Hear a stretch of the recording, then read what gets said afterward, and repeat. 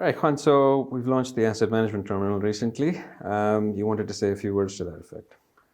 Yeah, I mean, for us, launching the Manager Terminal is an important milestone because it marks a transition from a world in which we were still very much in a technical setup quite close to the sort of copy trading arena, in the sense that there was and there is, but there's a lead trader who's trading his own funds, and then there are investing followers who replicate that lead trader's order. And I'm not going to delve on the details of what makes it different from copy trading sites. It's basically we encrypt the intellectual property so that the traders can just charge for success. We give them legal cover to do that. We also have a risk management overlay that protects investors from any unexpected changes in behavior from the manager.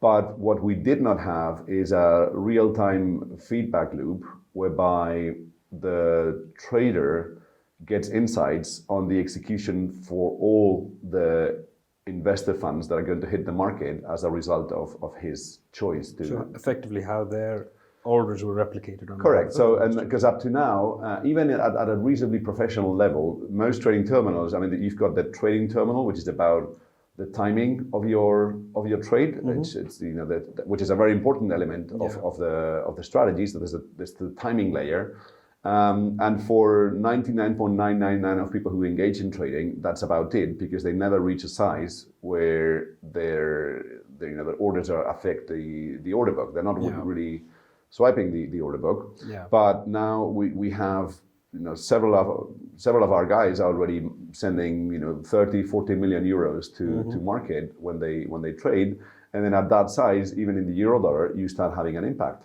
Yeah.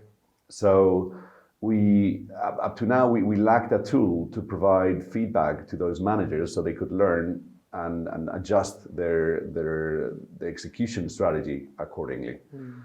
So we'll go through a demonstration shortly anyway on everything in terms of how it works from a Darwin provider's perspective. But I think it's a really good complement to things we've been talking about over time in terms of how we replicate leverage on behalf of investors, for instance, what actually gets replicated, how it does, what equity goes to market on behalf of investors, things like that. So in the demo, we'll find a lot of this makes a lot more sense. Yeah. So I guess the main point why I think this is an important milestone is because it's the beginning. I mean, it's the end of the copy trading, replica trading Darwinex in a technical setup, and it's the 0.1 version beginning of I'm sitting here and I'm no longer a retail trader trading his own funds. I'm a professional trader who's trading on behalf of third-party investors. Of course, Darwinex will always retain.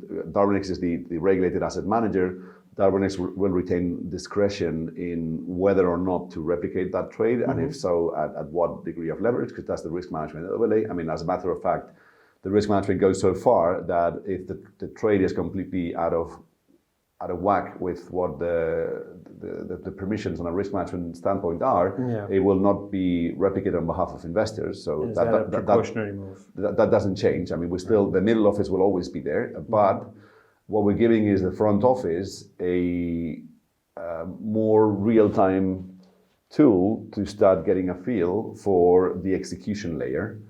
And we have several evolution stages mapped out to take this to the next level. But for now, as I'm sure you'll share on the demo, the idea is to provide managers with real-time feedback of how their behavior affects investor execution, including slippage, how the different legs get executed, and so on, which is really a first step in becoming a professional trader in doing this.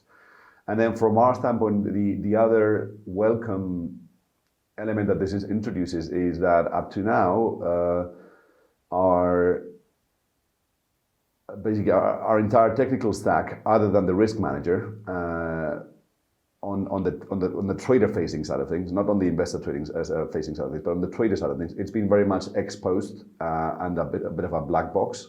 And the way we want to move is to essentially own one of the 4 or 6 screens that traders have at home with real-time feedback on, how much exposure do investors have in the market, what sort of that. So there's an execution layer to it, and the other layer, which will come in due course, is the risk management layer, so that we stop being a black box from the standpoint of the manager. Like the investor layer stops being a black box, but very much becomes part of toolkit they can work on. Okay. And the reason we're doing this is because Darwinex has always been about the alignment between investor and alpha producer interests.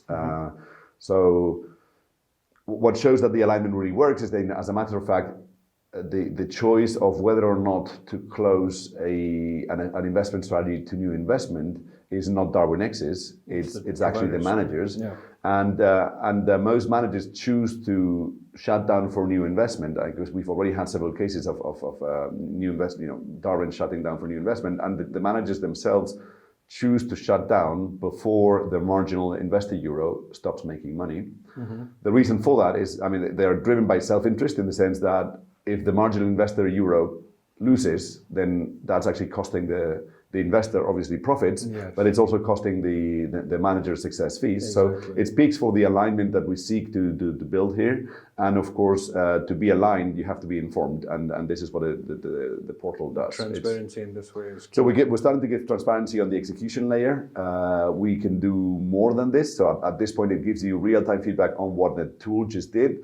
Hopefully, we'll be able to give toolkit so that he can really shape the way we optimize going forward, because nobody is going to be more aligned with getting investor execution right than the manager himself. Darwinex will be catering for 60, 70 successful managers, but each of those managers will know their own strategy better than Darwinex. So the aim is to empower him to do well by himself, and therefore by his investors. And that's both on an execution standpoint, which is the first thing we're starting to show now. The next bit will be hopefully to start building out the de-black boxizing the risk manager. So people start seeing, hopefully, deleverage in real time, how close they are to an intervention by the risk manager, what sort of lot size on their next trade in a given currency. I'm not going to overpromise on stuff going forward, but the goal is to very much create real-time toolkit so that managers can optimize the entire thing, not just their own capital, but also the investor capital, in full alignment with investors. Great. And for people listening or watching to this who just heard the term deleverage mentioned, if you don't understand deleverage, it would be a good point to head over to our risk measurement series, where we have tutorials that are dedicated to explaining exactly what it is, why it exists, and how it's calculated. Well, as a matter of fact, if you don't understand deleverage, you don't understand anything Darwinex. So, precisely. So actually, please watch those videos. Please go straight out to it. And if you have any questions, ask them, because without it, you will not understand Kahoot. Yes. To put it in a nutshell. Yes. Brilliant. Thanks, Juan.